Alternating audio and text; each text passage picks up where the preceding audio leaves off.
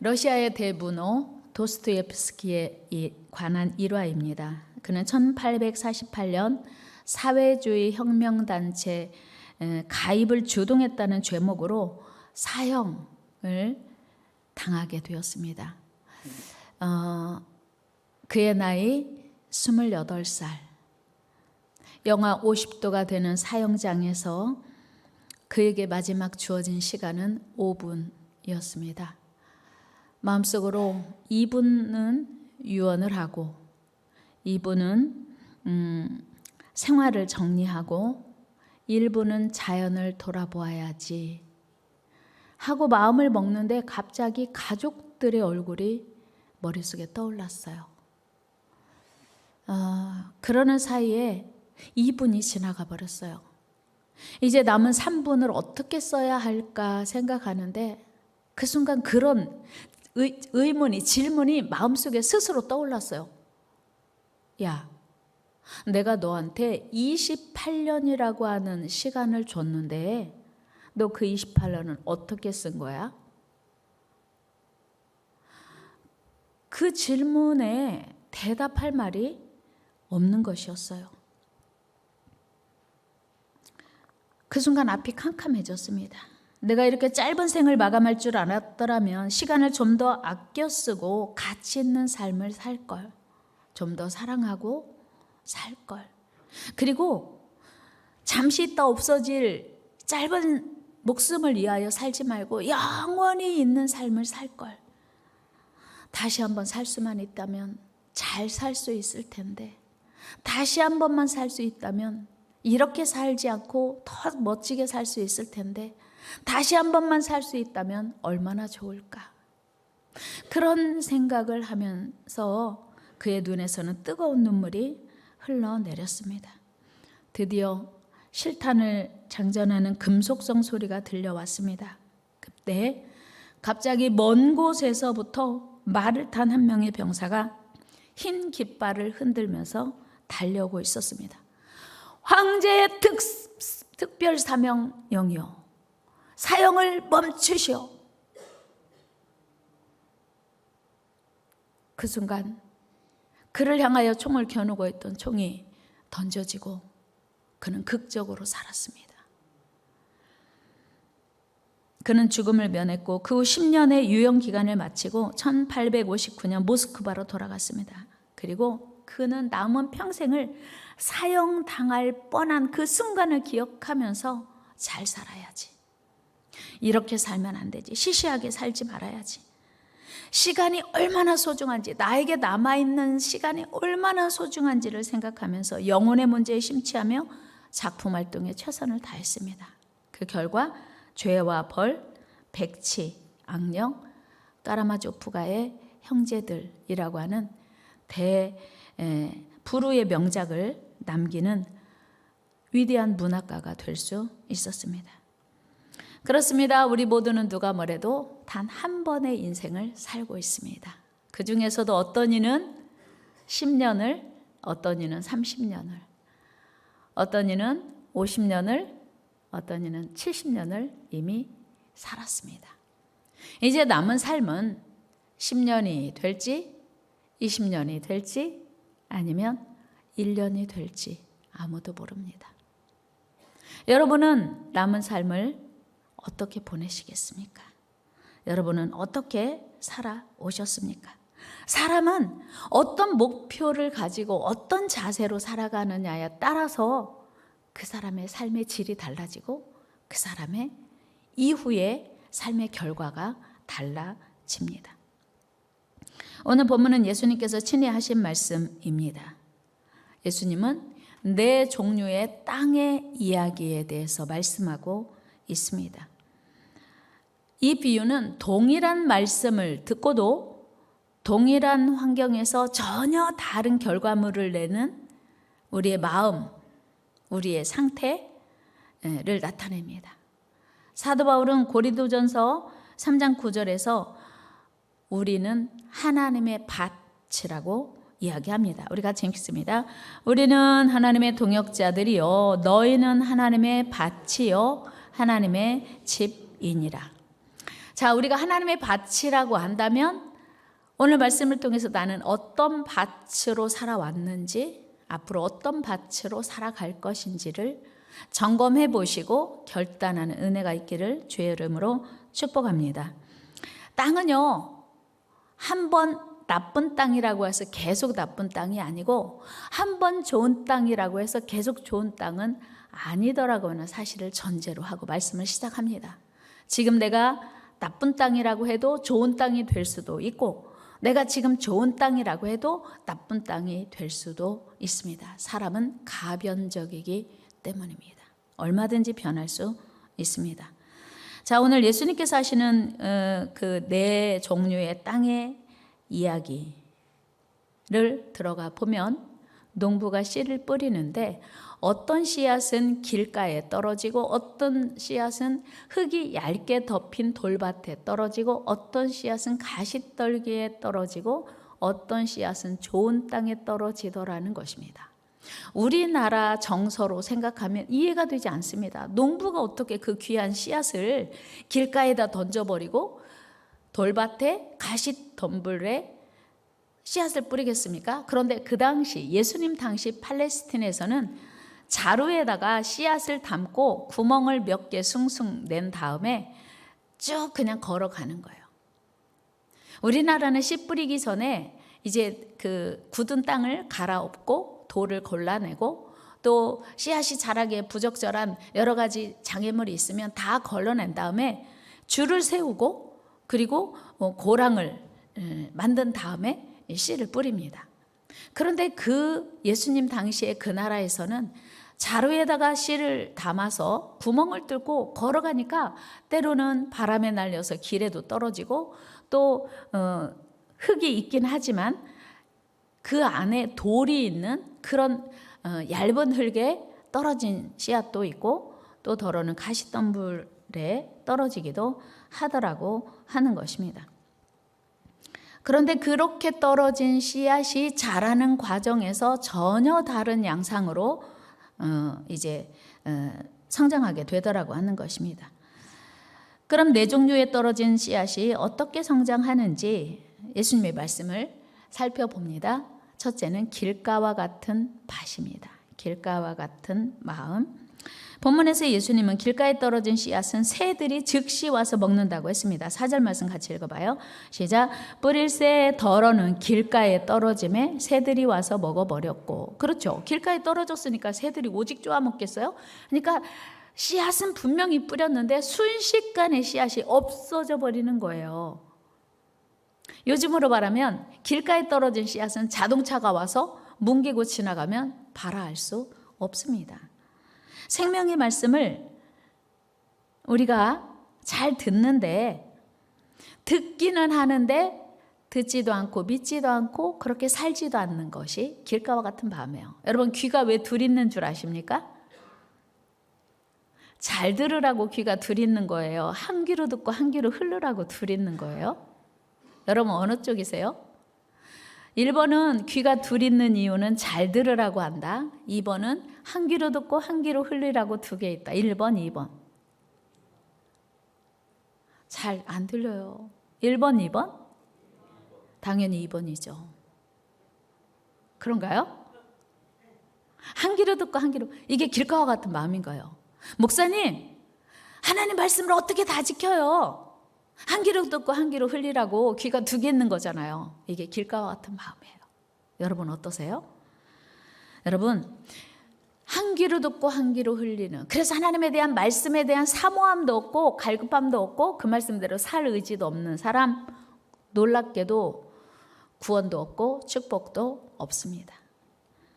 여러분 길가와 같은 땅은 사람들의 왕래가 빈번한 곳으로 땅이 딱딱하고 굳어지기 쉬워요. 씨가 뿌리를 내릴 사이도 없고 새들이 쉽게 쪼아 먹어버립니다. 이처럼 주님의 말씀과 은혜를 사모하지 않으면 사탄이 은혜 받을 기회를 모두 빼앗아 가버립니다. 우리로 하여금 말씀에 집중하지 못하게 하는 대표적인 길가와 같은 마음, 바로 조는 거. 그것도 어쩌다 한번 조는 거는 어젯밤에 피곤했구나 이해할 수 있어요. 그런데 상습적으로 조는 분들이 있는 거 아시나요? 이런 분들은 길가와 같은 마음이요. 이사야 20장 29장 19절 말씀 읽어요. 시작. 대저 여호와께서 깊이 잠들게 하는 영을 너에게 부어 주사 너의 눈을 감기셨음이니 그가 선지자들과 너희 지도자인 선견자들을 덮으셨음이라. 눈을 감게 해서 하나님의 말씀을 듣지 못하게 한다는 거예요. 그러니까 교회는 한 번도 안 빠지고 나오는데 매일 조는 분은요, 길가와 같은 밤이요. 그 말씀을 들을 의지도 없고 지킬 마음은 더더욱 없는 거, 이게 길가와 같은 마음이라고 하는 겁니다. 여러분, 그러니까 들을 마음이 없으니까 저절로 눈이 감기는 거예요. 어젯밤에 막 심한 일을 해서가 아니라 들을 의지가 없으니까 들으면 뭐해, 맨날 그 말씀이지. 그러니까 눈이 저절로 감기는 거예요. 여러분, 지금만 조는 게 아니라 사도 바울 시대에도 조는 사람이 있었어요. 누구였냐면요, 설교 중에 졸다가 떨어져 죽은 사람이 있어요. 그래도 우리는 의자가 너무 좋아서 조라도 고개는 떨어질 수 있어도 죽지는 않거든요. 안전장치가 돼 있어서.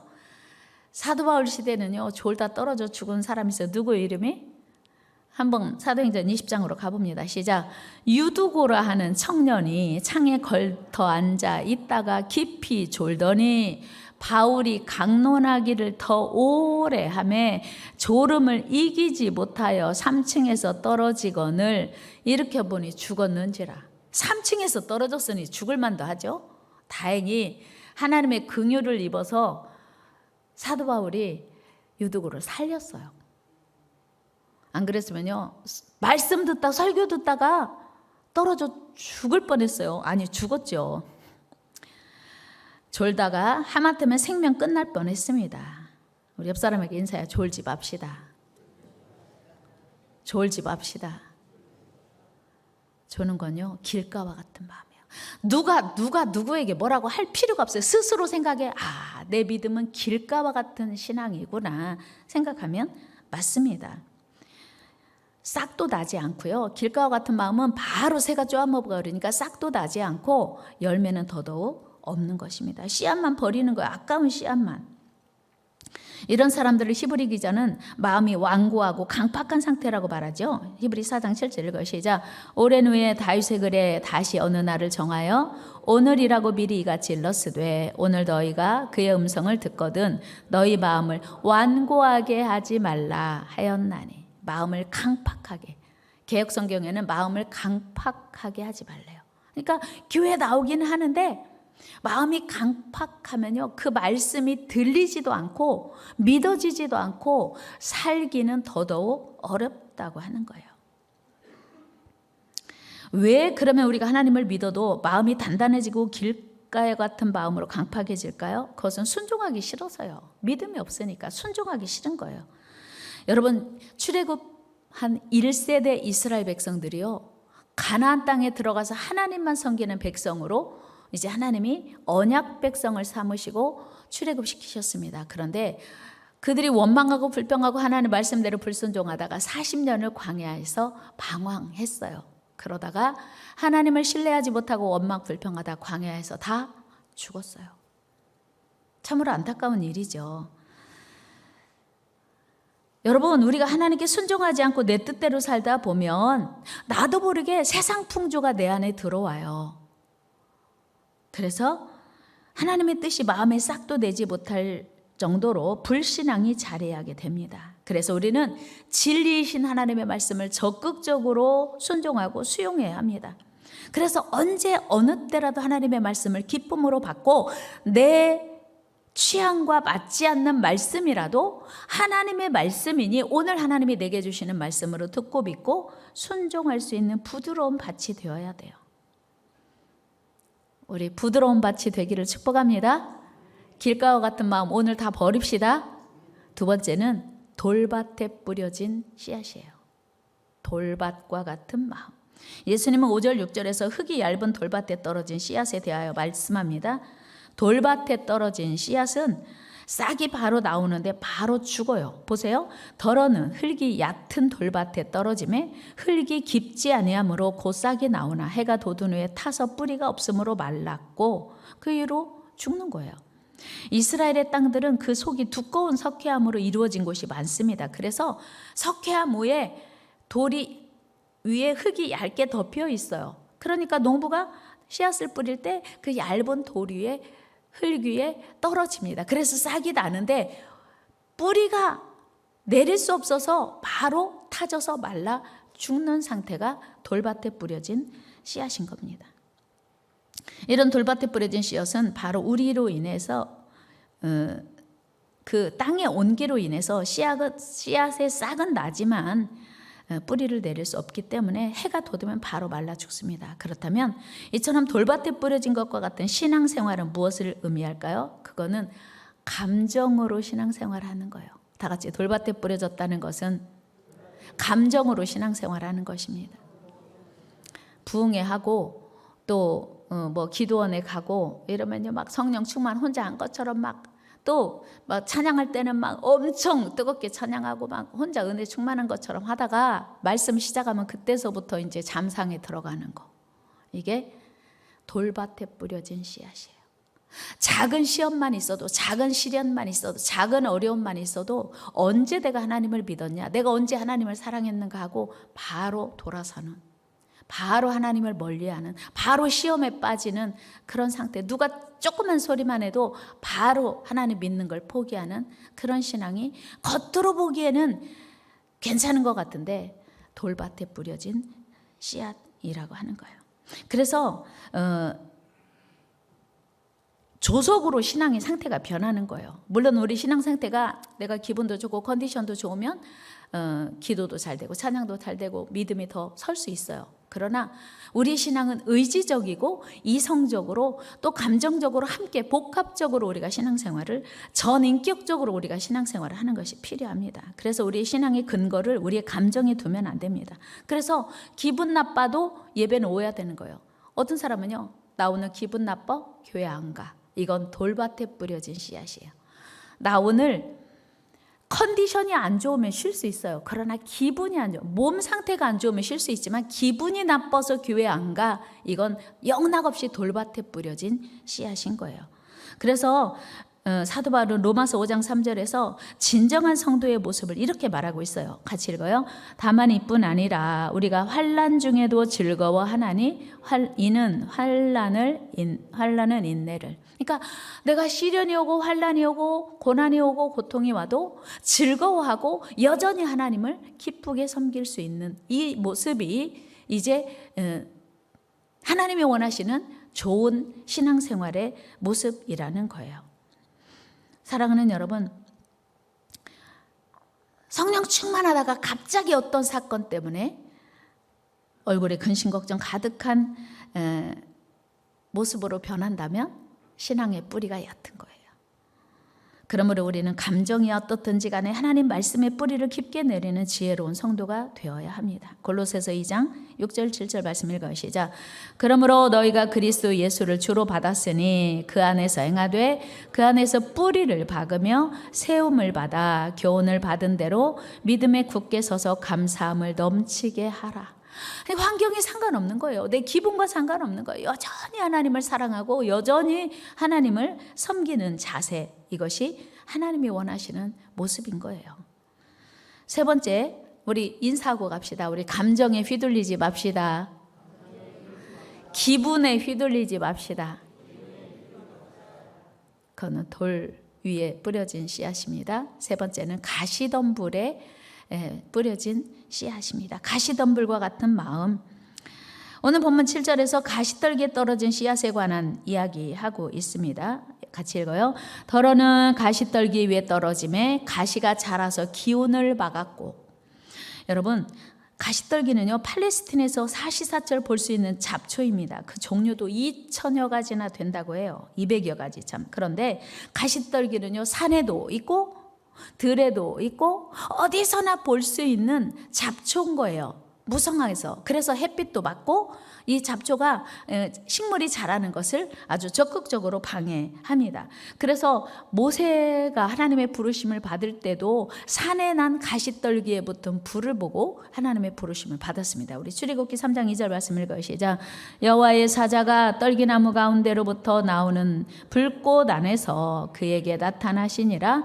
그가 보니 떨기나무에 불이 붙었으나 그 떨기나무가 사라지지 아니하는지라. 그러니까 모세가 하나님을 만났을 때 그 가시떨기 나무에 붙은 불로 하나님을 발견하고 거기서 주님을 만났습니다. 그런데 이 가시나무는요, 성장 속도가 빨라요. 여러분, 화분에 어떤 그 비싼 귀한 예쁜 그 식물을 심잖아요.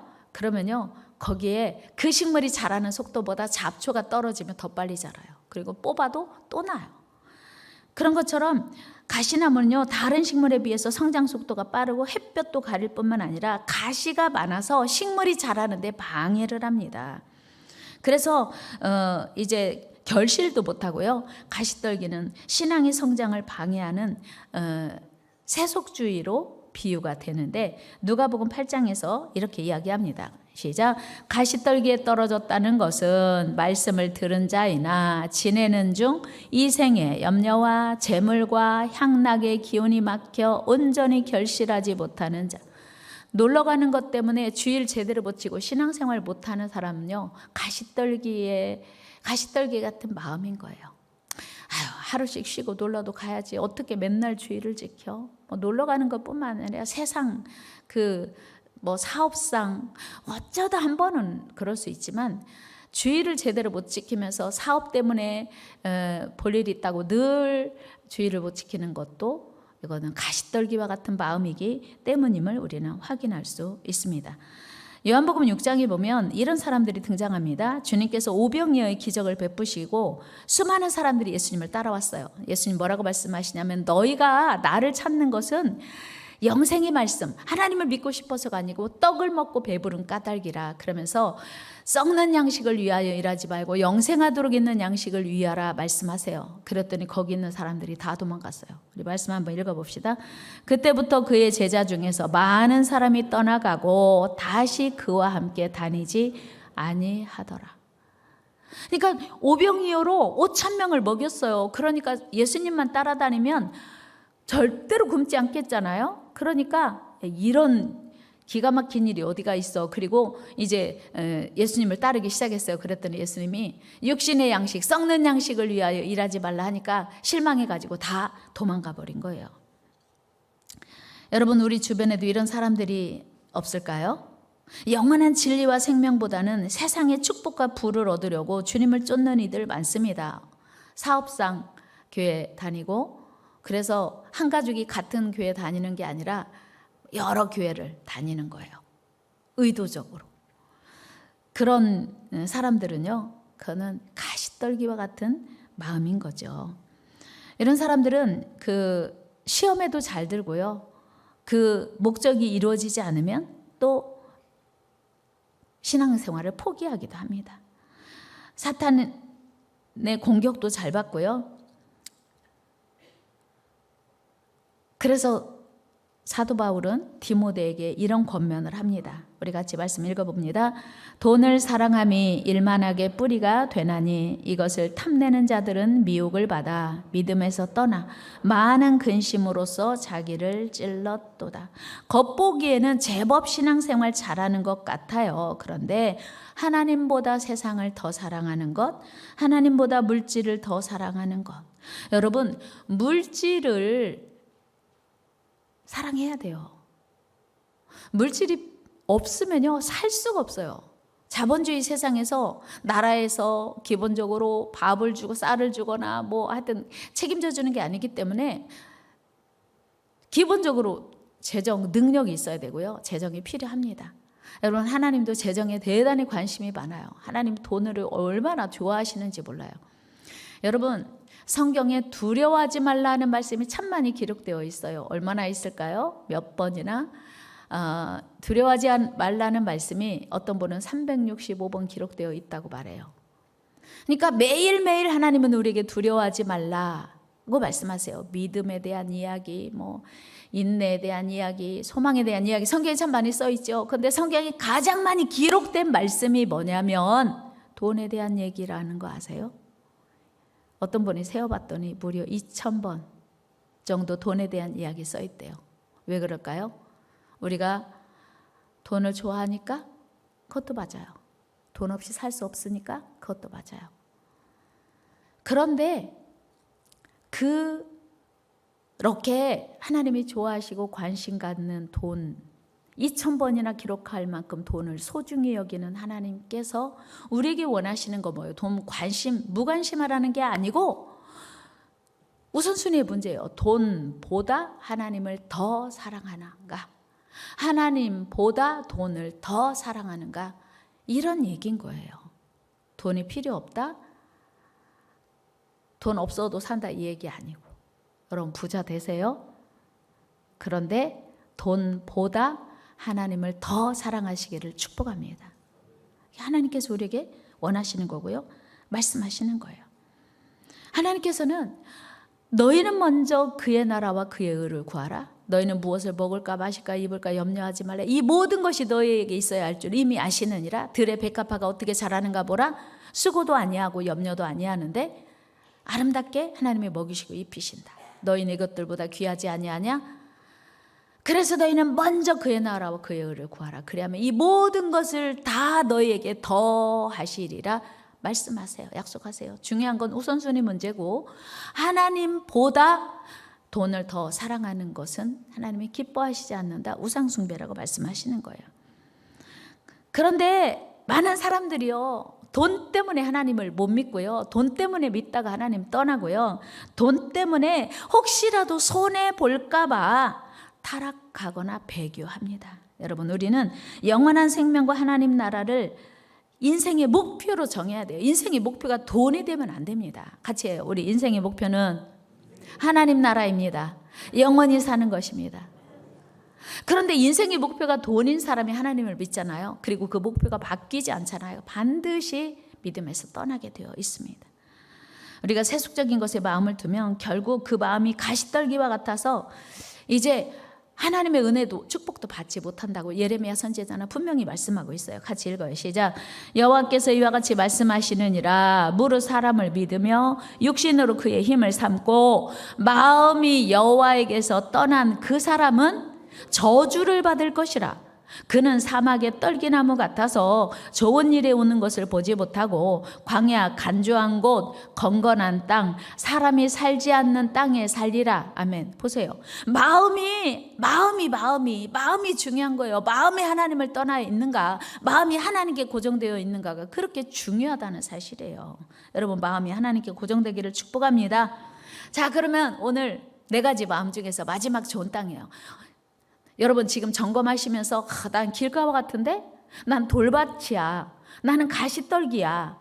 라고 했다면 오늘 정리해야 돼요. 오늘 좋은 땅으로. 여러분 좋은 땅 되기를 축복합니다. 그렇다면 좋은 땅이란 어떤 땅일까? 좋은 땅은 아름다운 열매를 맺고 좋은 열매를 많이 맺는 참된 신앙인의 모습을 말합니다. 마가복음 4장 8절에 보니까 좋은 땅에 떨어진 씨앗은 30배, 60배, 100배 열매를 맺는데요. 이처럼 좋은 땅이라고 하는 의미는 잘 경작된 밭이요, 돌과 가시떨기가 다 제거된 밭입니다. 부드러운 흙이 있는 밭이에요. 에스겔 11장 19절 말씀 읽어요. 시작. 내가 그들에게 한 마음을 주고 그 속에 새 영을 주며 그 몸에서 돌 같은 마음을 제거하고 살처럼 부드러운 마음을 주어. 살처럼 부드러운 마음을 준대요. 부드러운 마음. 이런 부드러운 마음. 여러분 마음이 부드러워지시기를 축복합니다. 여러분 마음이 혹시 단단해진 길가와 같은 돌 같은 가시덤불 같은 엉겅퀴가 나 있는 그런 밭이라면 오늘 부드러운 마음으로 바뀌기를 축복합니다. 다 같이 부드러운 마음을 주소서. 온유한 마음을 주소서. 부드러운 마음은요, 다른 말로 하면 순종하는 마음이에요. 순종하는 마음. 아브라함이요 정말 좋은 땅이었어요. 그래서 100세에 낳은 아들 이삭을 바치라고 할 때 아멘 했어요.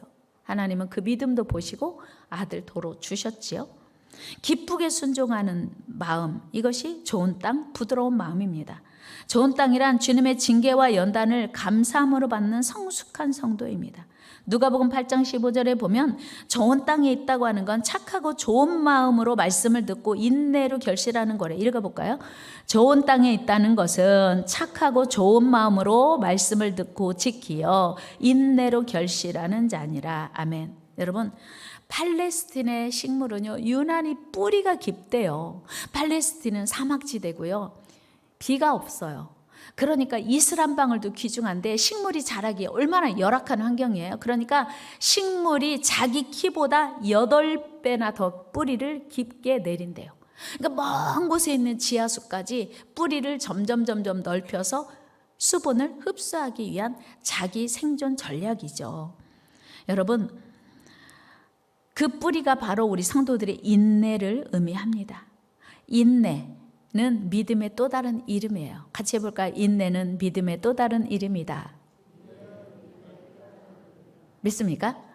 신앙생활 하다고요, 늘 좋은 게 아니에요. 아무리 우리가 열심히 신앙생활을 잘해도 하나님께서 우리를 훈련하실 때가 있어요. 그럴 때는 인내해야 돼요. 그래서 견뎌야 돼요. 그런데 원망하고 불평하다가 하나님을 떠나가거나 배반하거나 멀리하거나 시험 들어 낙심하는 것은 믿음이 아닌 거예요. 그거는 길 가든지 가시 떨기든지 이제 바위의 마음인 거죠. 그런데 인내심이 무너지면 신앙심도 무너져요. 그래서 좋은 밭과 같은 마음은 타고나는 게 아니고 후천적으로 계속 훈련되고 다듬어서 만들어야 돼요.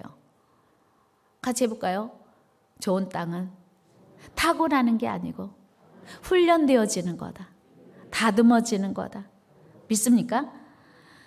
여러분, 좋은 밭과 같은 마음을 지닌 성도가 참된 성도고요, 하나님이 기뻐하시는 모습입니다. 여러분, 우리가 좋은 땅, 열매 맺는 땅이 되어야 하는 이유 또 있습니다. 마지막 중요한 말씀을 드리려고 해요. 왜 우리가 좋은 땅이 되어야 하냐, 왜 우리가 열매 맺는 땅이 되어야 하냐면 하나님의 은혜로운 말씀으로 성장하여 많은 열매를 맺을 수 있기 때문이기도 하지만, 좋은 땅이 되지 못하면 오늘 말씀 12절에 있는 것처럼 같이 읽어봐요. 시작. 무릇 있는 자는 받아 넉넉하게 되되 없는 자는 있는 것도 빼앗기리라. 보세요. 열매 맺지 못하면요, 있는 것도, 지금 상황도 뺏길 수 있다는 거예요. 그러니까 우리가 열매 맺는 땅, 좋은 땅이 되어야 합니다. 적극적으로 큰 소리로 합니다. 우리 좋은 땅 됩시다. 좋은 마음 됩시다. 부드러운 마음 됩시다. 이게 신앙생활하는 진짜 우리의 모습이어야 된다는 거예요. 좋은 땅, 순종하는 모습, 하나님을 기쁘시게 하는 모습인 거예요. 만약에 우리가 좋은 땅, 순종하는 모습 되지 못하면 있는 것도, 지금 누리고 있는 것도 빼앗길 수 있다는 사실이에요. 여러분, 주인에게 받은 달란트를 땅속 깊이 감추어 두었던 한 달란트 받은 자 어떻게 되었는지 아시죠? 마태복음 25장에 나오는 달란트 비유에서 한 달란트 받은 자, 그거 하나 가지고 있다가 주인에게 내놓았어요. 그런데 어떻게 했어요? 읽어요. 시작. 그에게서 그 한 달란트를 빼앗아 10달란트 가진 자에게 주라. 보세요. 한 달란트 가진 자가 주인의 것을 받고 그걸로 장사하여 열매 맺어서 많은 이익을 남기지 않았을 때 당신이 준 거 그대로입니다. 본전입니다. 여러분, 본전만 지켜도 어디예요? 근데 악하고 게으른 종이라고 그 한 달란트를 빼앗았어요. 그리고 바깥 어두운 데로 내쫓으라고 했어요. 신분이 달라지는 거예요. 우리 30절 말씀 같이 한번 읽어요. 시작. 이 무익한 종을 바깥 어두운 데로 내쫓으라. 거기서 슬피 울며 이를 갈리라 하니라. 아멘. 보세요. 우리가 좋은 땅이 되어야 하는 이유, 열매 맺는 땅이 되어야 하는 이유는 지금 내가 가지고 있는 한 달란트 마저도 뺏길 수 있다고 하는 거예요. 그리고 저 무익한 종을 바깥 어두운 데 내쫓으라고 하는 하나님의 준엄한 책망을 들을 수도 있다는 사실이에요. 이 종은 좋은 땅이 아니라 길가와 같은 땅이었고 돌밭과 같은 땅이었고 가시떨기와 같은 땅이었습니다. 여러분, 오늘 그러면 나는 어떤 땅입니까? 여러분, 말씀 들으면서 점검해 보셨나요? 나는 지금 어떤 땅인가? 혹시 내가 길가와 같은 땅이네. 나는 말씀 들을 건 사모함도 없고 기대도 없고, 말씀 들을 때는 왜 이렇게 졸리지? 어젯밤에 잠을 못 잔 것도 아닌데 왜 이렇게 졸려? 그것도 한 번, 두 번도 아니고 늘 졸려? 말씀에 대한 기대가 없다는 거예요. 이거 영락없이 길가인 거예요. 길가예요, 길가. 나는 조금 어떻게 잘하는 것 같은데 왜 오래 가지 못할까? 몇 날이 안 돼요. 나는 믿음이 넘어지고 성장하지 못할까? 그러면 돌밭에 뿌려진 씨앗인 거예요. 그래서 자책하고만 있을 게 아니라 그러면 어떻게 좋은 땅이 될 것인가를 오늘 생각해야 돼요. 여러분, 제가 알려드릴게요. 어떻게 영적 깊은 잠에서 어떻게 길가와 같은 주님이 기뻐하시지 않는 이 마음을 바꿀 수 있을까? 스펄전 목사님이 하신 말씀을 우리가 기억해야 돼요. 사람의 마음은요, 5분만 방치하면 사탄의 소굴이 된대요. 제 얘기가 아니에요. 한번 같이 해볼까요? 사람의 마음은 5분만 방치하면 사탄의 소굴이 된다.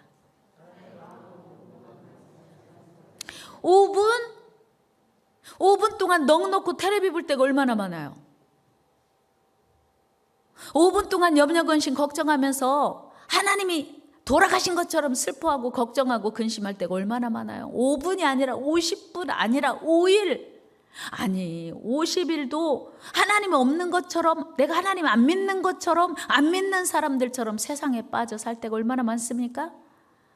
그런데 스펄전 목사님은 5분만 방치하면, 아하, 왜 하나님이 쉬지 말고 기도하라, 범사에 감사하라, 항상 기뻐하라고 말씀하시는지 알겠잖아요. 5분만 방치하면 사람의 마음은 마귀의 소굴이 된대요. 그런 것 같죠? 그래서 호세아 선지자도 10장 12절에서 이렇게 말씀하고 있어요. 같이 읽어요. 너희가 자기를 위하여 공의를 심고 인애를 거두라. 너희 묵은 땅을 기경하라. 지금이 곧 여호와를 찾을 때니 마침내 여호와께서 오사 공의를 빛처럼 너희에게 내리시리라. 여러분, 계란은, 달걀은 묵은 닭이 나요? 새 닭이 나요? 새 닭이라고 않고 뭐라고 말해요? 계란은 묵은 닭이 잘 나요? 이제 갓 자란 닭이 나요? 무슨 얘기냐면 묵은 닭이라는 것은 길가와 같이 굳어진 마음, 강팍해진 마음이에요. 여러분 마음이 혹시 묵은 마음 아닙니까? 길가와 같은 마음 아닙니까? 여러분 마음이 가시덤불과 같은 마음은 아닙니까? 하나님, 신앙생활은 수십 년 했는데 감격도 없고 기대도 없고 하나님 말씀 순종할 마음도 없고 하던 대로 할 거야, 난 더 이상은 못해. 그건요, 길가와 같은 마음이에요. 달고 달아진 강팍해진 마음. 오늘 좋은 땅, 열매 맺는 땅, 순종하는 땅, 하나님은 기쁘시게 하는 땅 되기를 주의 이름으로 축복합니다. 그러기 위해서는 갈아엎어야 돼요. 영적 게으름을 딛고 일어나서 신앙의 기지개를 켜고 묵은 땅을 깊이 갈아야 돼요. 내일 모레가 춘분이더라고요. 춘분은 봄, 밤, 낮 길이가 같아져요. 그러면 이제 농부가 드디어 이제 농사를 준비하고 손길이 바빠지는 시간이에요. 이 사순절에 한 번밖에 없는 소중한 인생을 살아가는 우리가, 남은 인생이 얼마인지 알 수 없는 우리가 최선을 다해서 하나님이 기뻐하시는 삶을 살아가야 할 이유예요. 열매 맺는 신앙생활 하기 위해서 힘쓰는 저와 여러분 되기를 주의 이름으로 축복합니다. 기도하겠습니다. 하나님 감사합니다. 오늘 주님 앞에 나와 예배할 수 있도록 은혜 주시니 감사합니다. 하나님, 내 마음이 지금 내 신앙의 상태가 길가와 같은 마음은 아닙니까? 수십 년 교회 다녔는데 예수님에 대한 기대도 없고 하나님에 대한 신뢰도 없고 내 마음이 단단하고 굳어진 마음은 아닙니까? 부드럽고 온유한 마음 되게 하시고 열매 맺는 신앙생활하게 하시고 하나님을 기쁘시게 하는 제들 되게 하여 주옵소서. 아버지, 길가와 같은 마음으로는 열매 맺을 수 없을 뿐만 아니라 하나님이 그 한 달란트마저도 빼앗기는, 하나님께 빼앗기는 그런 억울하고 불행한 일을 만나지 않도록 오늘 좋은 땅으로 바뀌게 하여 주시옵소서. 좋은 땅으로 바뀌게 하여 주시옵소서. 온유하고 부드러운 마음을 허락하여 주옵소서. 묵은 땅을 갈아엎는 이 시간 되게 하여 주시옵소서. 어떤 말씀이라도 순종할 수 있는 온유하고 부드러운 마음 주셔서 생명의 열매가 주렁주렁 맺히는 놀라운 축복의 신앙생활하게 하여 주시옵소서. 존귀하신 예수님의 이름으로 기도드리옵나이다. 아멘. 우리 같이 내 구주 예수를 더욱 사랑 찬양하면서 준비하신 예물 하나님께 올려드리겠습니다.